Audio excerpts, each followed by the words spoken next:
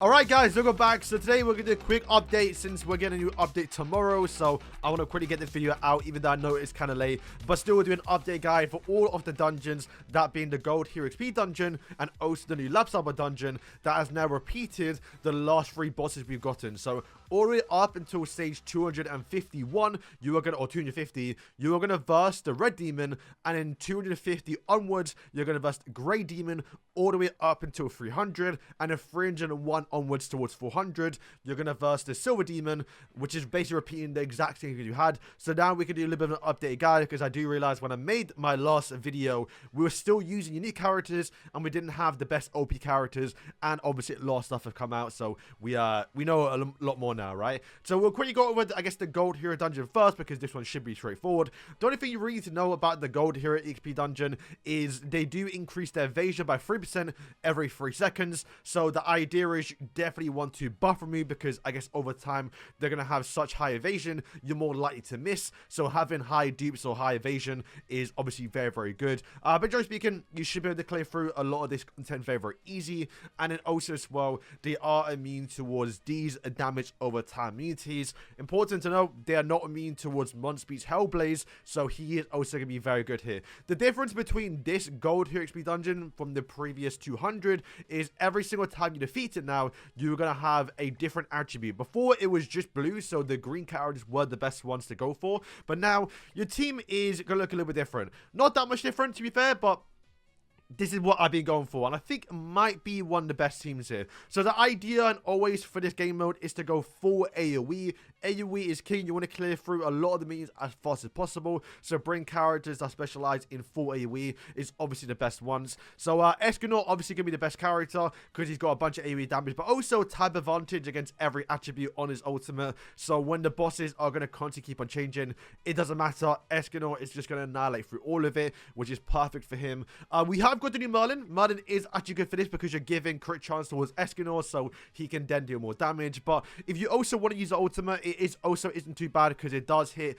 It's not a big AoE ultimate, but it does hit the backline, and it can hit a bunch of goblins all at once. But also remove buffs. We did talk about it. If they increase their evasion so much that you can't attack, this could be a good way to kind of reset them a little bit. Monspeed, of course, can be really good here. Probably the next best green, because he has got a really big AoE ultimate. And like I did say, it does deal damage over time, because his Hellblaze does bypass the damage over time immunity. And also, you're going to lower the critical resistance and crit defense, which means your Escanor, followed up by him with his ultimate, is going to deal even more damage if they actually get hit by it. Derriere is perfect for this raid boss because she has a massive AoE ultimate that self-erupts around her in every direction. So you're going to be able to hit multiple of the actual goblins all at once. If you do want to substitute towards Derriere, then you do want to bring Bellion, because Bellion has the exact same ultimate and also can be very helpful towards you. And I know for the longest time, even sometimes with Escanor, my Bellion was out DPSing. It really just depends who got the order first and also who got the most goblins, basically. But yeah, Bellion has the exact same ultimate, obviously a lot worse because he doesn't get that 30% extra attack that Derriere gets, and also as well, the more plat is a little lower and just a low attack speed. But Bellion also really, really good too. Kayn is probably the best AoE unique character, I believe. If you really want to, actually, and to be fair, I might even go towards it too, is to bring the new actual Meliodas. I say new, the old one, the actual unique one, because we realized, and we just found out recently, but King and also Merlin does actually buff them up. So if you want a really good green DPS, then you also can go towards obviously Meliodas. It's just we already have 3 greens. You might not want to go towards it. But Kayn, once again, to kind of cover our roads a little bit. I mean, granted, we already have quite a lot, right? We have, obviously, Merlin and Derriere. It's just, I think, in terms of, big AoEs, 2 meter radius from when he attacks, the actual 30% damage here can also hit the, far back and 2 meters apart. It's, yeah, I like Kayn. I think there's some other substitutes for AoE characters. You can go towards Vivian. Vivian has a lot of AoE skills too. 3 meter radius on the ultimate. If you play Tower Trials, you do know that she is one of the better characters for it. Also, Atra, if you're going to be using King in this actual raid boss, here's once again 2 me radius from this actual ultimate. Other than that, not that great, but Mod also very good too, very similar towards Derriere, and I think a little bit bigger actually, is his ultimate, once again, around the character. Place them in the middle, and they do like a self-eruption. You can do a massive AoE nuke, which once again can go really well if you are also bringing King, because his ultimate also hits everyone, increasing crit damage. Obviously, Mod and Atra do apply damage over time on the ultimates, which once again doesn't apply towards the characters, but the damage itself also can be very good too. And also, I guess the other characters, Gopher, we want to ult rush really, really quick here, so Monster is good for that, but also Gopher giving us that guarantee energy, and also the accuracy is also just very nice. Also, I guess if you have red characters on the field, if you have like a red dungeon with the goblins, he can actually do pretty good damage too. I mean, this is AoE. This is AoE, 2 meters and then 9 meters or 6.5 backwards. It's very, very far and can do a lot of damage, especially if you haven't duped out as well, right? And then the final character I really love using is Gilfrost. Honestly, on a good run, despite me not even using his ultimate, if you look at my ultimate order, because I know people are going to see it, this is what we use. We buff up with Hellblaze, or debuff, I guess you could say, followed by King Ultimate, buff up all the sins, pop up the Escanor, most times going to kill everyone, Derrick can finish up, reset the cooldowns, and also do some damage, remove buffs, and then followed by Kane and also Gilfrost. Gilfrost, I get to say, is at the end for me, but sometimes he does ironically do a lot of damage because his actual abilities is just, especially if he crits right, is, I mean, 2 meters on a crit. Like, that's insane. And then pair up with this 4 meter ultimate. Yeah, like, yeah, I think he is the best AoE character when it comes towards light characters. I don't think there's anyone better. So yeah, if we jump in right now, we're not going to play through all the stages because they're pretty straightforward. It's just kind of what I've been going towards. And you see we buff up King. King does a lot of damage. And then followed by an Escan Ultimate. 600k kills everyone. Dare finishes it up if they are still alive. And then everyone clears through. Very, very straightforward here. Obviously, if you're struggling, it's just because your account stats are probably a bit low. Maybe you haven't got much dupes on your actual characters, but there are a lot more ways now to level up your characters other than getting duped for them, like in your Sacred Treasure frame enhancements, and also just level up your tavern. The gold dungeon is a joke right now, so this one should be pretty straightforward. Okay, so for the laptop dungeon, once again, you're going to first the red demon all the way up until 250, and in 250 onwards, you're going to verse the grey demon, and then when you get towards 301, you're going to verse the silver demon. So nothing's changed with the bosses, at least that we know so far. They're the exact same, they just have more basic stats, right? The red demon, you want to bring blue characters, but to quickly explain what the boss does, every 20 seconds, so he's only going to use this twice during the battle, he starts off with this fire breath. Bear in mind, this raid boss, at least the red demon, is very, very easy because this was meant to be like a beginner friendly boss fight, so there's not really much to it, right? It's just he uses skill, applies burn. Merlin, by the way, does say her team is immune towards burn. This is bugged though, because I'm pretty sure it still doesn't work. So you do have to cleanse it. So what I like to do a little bit, I mean, granted, I don't need to do it, but it does somehow do a lot of damage. And if you are a little bit weaker in terms of account level, then starting off with a cleanser to where you can heal your allies, remove the burns, can be helpful because that's like the only big AoE skill he does. If you can survive that, you can defeat the boss fight, right? But yeah, the boss also as well, and this goes towards every single boss, even the silver demon and also the grey demon, is they are immune to crowd control, but only some of them. They are not immune towards petrification. So honestly, for my tanks that I really like to bring is Diane, because why not, right? You get to stun the boss every 10 seconds. You can also, when you petrify them, lower the critical resistance, which means for 2 seconds, you're more likely to crit. So using a Diane right before a Escan ultimate can do a lot of damage. And yeah, that's kind of what I've been going for. You could not even bring a tank if you want to, and just go towards, you know, a Monspeed just to get that guarantee, you know, critical resist lower. Your team will most likely clear for it anyway. But I do know, and we'll go for it later on, Diane is almost a must in the Silver Demon because you get 2 seconds of leeway when the boss just doesn't attack you, which can be so helpful towards you lot. So, yeah, this is a team that is, by the way, Barn in the top right there. You can't really see him. But yeah, forcing team's going to work perfect. You get all the synergy with the crit chance, crit damage. It's just going to work really, really well. But since the boss obviously is light type, bringing blue characters like Galland, if you have him leveled up, can also be good too. If you want some other good unique options, what you can bring, Acha would probably be like the best DPS for your actual blues if you need it. Henriksen, if you want another good blue DPS, if you're struggling a little bit, he can also be helpful too. It's just, there's not really that many blues other than Galan that I can really recommend. It's just going to be the standard team here. Like I say, this boss fight is very straightforward because there is no gimmick towards it, unlike the Silver Demon and a little bit on the Grey Demon, which we'll talk about next. But yeah, it does that big AoE. It does almost no damage. It did no damage towards me. I think we just healed literally instantly, so we did no damage. So yeah, bringing like a Zenera at the start of the match can also be very helpful. Yeah, not too much to say about the Red Demon. This one is really easy. It's just bring your best characters and you will declare for it. So now let's go through the Grey Demon. Okay, so for the Grey Demon, once again, a very simple boss fight, but they start to add a few things where you have to like start worrying about your team build. So obviously you can just brute force it if you are leveled up enough. But the quick run through the characters, once again, has no ability, is not immune towards petrification, so I do like you bringing Diane here. And also as well, this is the first thing, is at the start of the match, he's going to grant himself Frenzy, where you're going to increase his defense and HP by 20% and also 25% for HP, which you can remove. So you do want to bring a character that can buff remove, which is perfect because Merlin does that, and also she's very good for this raid boss as well. And every 20-ish odd seconds, he starts off with it and does it over the course of the match as well. He is going to do a massive AoE skill that is going to stun your whole team, so, which I know when I was progressing for the game was very annoying. This is a team you want to build along a little bit, right? Once again, bringing Diane just to get that petrification, stun the boss. I do think she can, when you stun, buff remove. So we'll test. I can't test it out because I'll just annihilate the boss basically, right? But even still, bringing Merlin because she does buff remove. You want to bring some sort of buff remover. So Merlin worked perfectly right now. If you don't have Merlin, then you can literally bring Elette because she's just a worse version of Merlin, where she does get a 20% crit chance, but you have to use the ultimate. But the difference is that she can crit and also buff remove. She can do that over the course of the match as well. But if you want something a bit more reliable a little bit, you can bring Bellion buff removed. I used to use him before. But either of those characters do work as well. Since the boss is obviously red, bringing red characters with Merlin, so she get crit chance, is also very good here. Probably the best DPS is going to be Derriere. I mean, she does everything. You get attack speed, you get 5% extra attack. Big nuke on the ultimate. She's going to be probably the best DPS for it.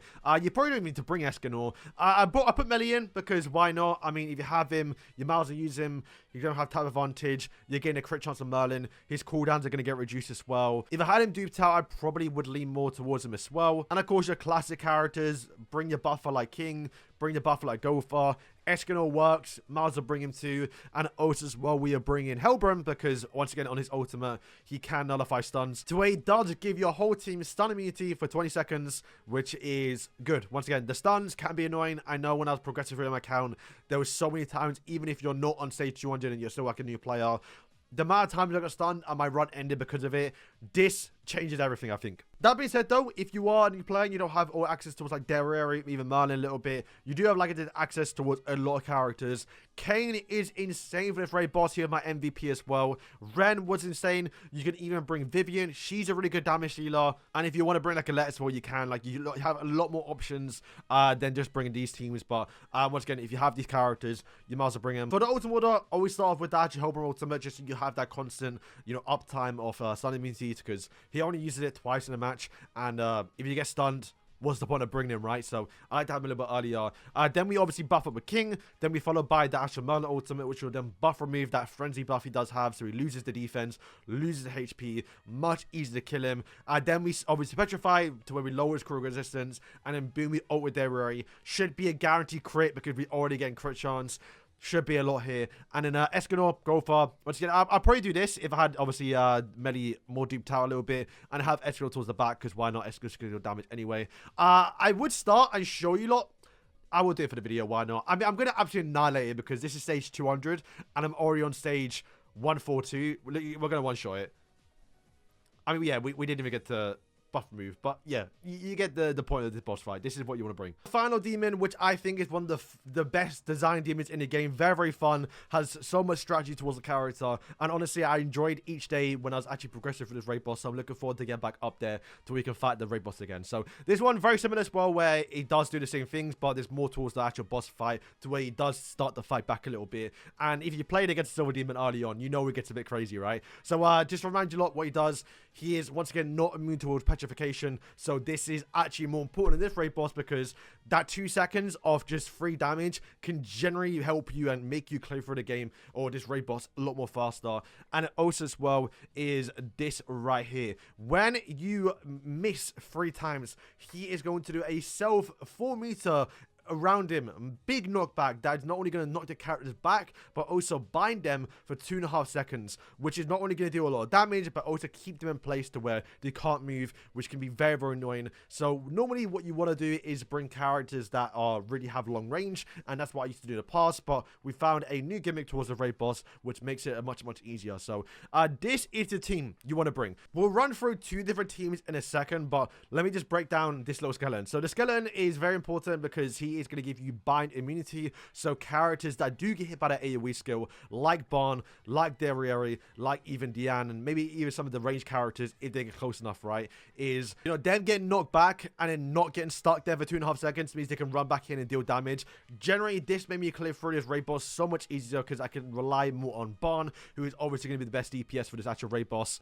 Quick little tip though, what I will say is put the little skeleton, I think, up close, because when the skeleton does, because he's going to miss, right? Like, he has, like, really low accuracy. He is going to miss, so he's actually going to proc the actual miss a bunch of times on the raid boss, which means he's going to do a bunch of them AoE skills. So I believe you do put him up close, he's more likely to die.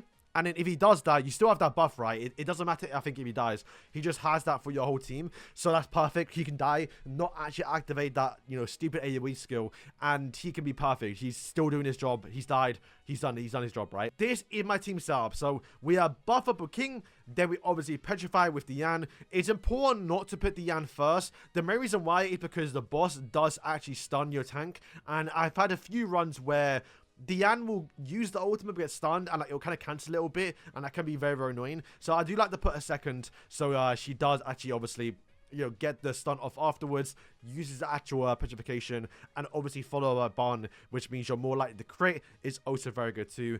And then what I like to do as well, especially early on, because obviously the boss is going to do a lot of damage towards DPS characters, and just, he's going to be spamming them AoE skills, and a Barn does take a lot of damage, right? And you do have to be quite tanky to do a strategy. So what I like to do, and what I was doing, was to bring 2 healers. So to bring Zenari, and then buff up again, and then obviously, you know, reduce the cooldowns, try and get the actual Glux in here, to where you just keep on healing Barn constantly throughout the match. And then Derriere, I didn't really get to use too much because I defeated the raid boss by the time she came out, but I do think she'll be really good for this raid boss. She is, she's type neutral basically, so she's gonna be okay. I don't like using Escon as raid boss. Escon does die a little bit too quick here, so for a good substitute DPS, you can bring Derriere, especially if she is duped out, because she's just very, very tanky. She has 7 million HP. Like, the boss is going to do a lot of damage towards her, but she's going to be so tanky, she's not going to die. So you can reuse her as a little bit reliable DPS. But if you don't use Derriere, the next best character, to be fair, probably is going to be Merlin, because once again, you get more crit chance for Barn. You're doing, I guess, a bit more damage on your Gopher, because Gopher will do a lot of damage in this raid boss, especially if he is duped out, because he has got tap advantage on his ultimate, which can do even more damage. Gopher can carry, so buffing up his crit damage, or I guess his crit chance to do more crit damage, is also good too. And Diane is going to do a little bit of damage too, right? So why not? Also, a little tip for what I do for Diane is I give her full attack, because the only time I ever use her is in these raid bosses like the Silver Demon, and also like in the actual Knighthood bosses, to where I don't care about her surviving. She always survives. My team is more likely to die before my actual Diane dies. So you might as well give her attack. She's going to survive anyway. Just let her do more damage. Help out the team in terms of actually doing damage towards the raid boss, to where you can actually clear a little more faster. But yeah, this is the ultimate order that I would use for this actual raid boss. And like another team you can bring as well, which again, there's a lot of different options you could do here, but you get the gimmick of it, is just to bring characters that have really good range, right? So for example, the raid boss, he does a massive AoE skill that once again is going to be attacking characters up close. But if you bring characters that are not up close and just have full range attacks, then you can also do very, very well. This was the team I was using until we found out about the skeleton strat, where you can just like you know, not get binded. But this one, you know, Barn is going to die probably more likely like towards the end half of the fight. So he's going to do a little bit of damage, can help out. But then obviously he's going to end up dying. But then you make up the damage by bringing a bunch of characters that have really long range. So, you know, Gilfrost, really good damage healer. Also can help out your team too to survive some damage by obviously applying the absolute defense to where you're going to nullify one of the massive AoE skills. Which bear in mind, when you do nullify the damage, it doesn't knock them back, which is obviously nice too. And yeah, a bunch of AoE skills. Arden, Gopher, Munsby, any of the characters. You can also bring, where is it? You can bring Henriksen if you want to. You can bring not Hauser, and then where it's another character. Where is he? I think it's Nerabasta, right? You can bring Orlandi as well. You know, any character that's got like 50 to 65 range, it's just going to deal more damage consistently and not be too bad. Ultimate Order might look something like this, for example, where you just go like a little bit healing, and then also bear in mind Gloxinia can debuff the boss by applying the defense break, which can be nice to hopefully make your barn crit. And I think that's kind of the key little bit in this raid boss is making your barn crit. I know there's a lot of runs where literally I couldn't do it, but if I got a lucky crit or two in the ultimate for Barn, he managed to clear through it. And yeah, this was a team I was using for fast. But like I say, I do prefer this team here because you just go full support on Barn. You know, get the bind immunity, have 2 heals, buff up the crit chance, buff up his crit damage, and just go all in on Barn and just literally making clear through all of it. If we start right here with this team, you will see we're going to breeze through it because once again, it's very, very easy now because we've cleared past our damage here. But, you know, we buff up with King. Once again, we got knocked back, but we obviously didn't lose. Yeah, we clearly, I couldn't even speak in time. But we got knocked back, but we had obviously the bind immunity thanks to the skeleton, and then boom, we just easy killed it. So yeah, guys, that is going to wrap up today's video. Hope you guys did enjoy. Hopefully this helped out as well. And yeah, that is your updated guide for the dungeons past stage 200, and also with the new characters. Thank you for watching. Once again, stay up to date. We're going to have more content coming this week. We have more tile trials. Hopefully I'll upload this video in time. But we'll have to wait and see. So guys, thank you for watching, and yeah, peace.